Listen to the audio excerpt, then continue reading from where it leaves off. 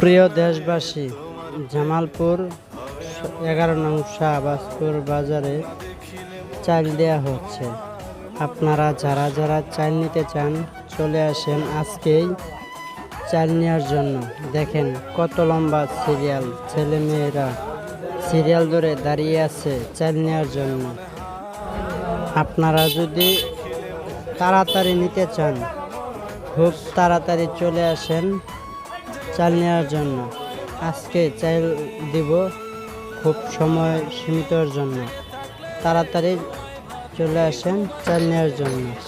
যদি আমার ভিডিওটা ভালো লাগে অবশ্যই লাইক কমেন্ট শেয়ার করবেন। আদরে রাখি ওরে বন্ধু, করিও যতন।